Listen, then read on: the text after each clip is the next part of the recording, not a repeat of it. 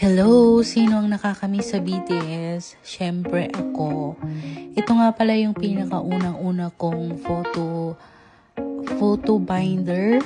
Binder, ganun, na ginawa nung bago pa lang ako na nagko-collect. So, ito yung mga una kong mga photo cards. Nag-umpisa ako sa yung photo cards ng Army Bomb kasi yung Army Bomb yung pinakaunang-una kong binili. Tapos, super na-cutean ako dito sa postcard. Yes, nag-umpisa ako sa mga postcard. Ito yung kinumpleto ko talaga tong postcard na to. Tapos, nung time na yon, ang bili ko pa is parang 150. Tapos ngayon, binibenta na lang nila ng 50. Nakakainis, diba?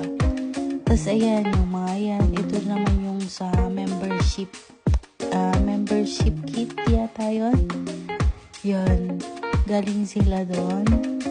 Tapos yung sa army lamp, yan yung mga ano. Tapos meron akong confetti from Yet to Come, may nagbigay sa akin. This one naman is not official pero I keep them pa rin. Tapos ito yung galing sa Indigo album, dito ko siya pala nilagay. Ito naman yung sa jacket ni JK. Tapos yan, nandyan. Ito pala yung freebies na nakuha ko nung sa D-Day concert. Tapos yun, kung ano yung mga importante, memorable things na binigay ng mga co-army yan, nilagay ko silang lahat dito. Ito yung ni JK, pinili ko din yan, official din yan. Tapos meron akong ginupit-gupit lang na poster nila.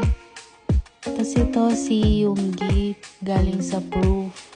Tapos ito pa yung isa kong favorite na picture ni JK kasi ang pogi niya dyan. Tapos ayun, kung anik-anik lang.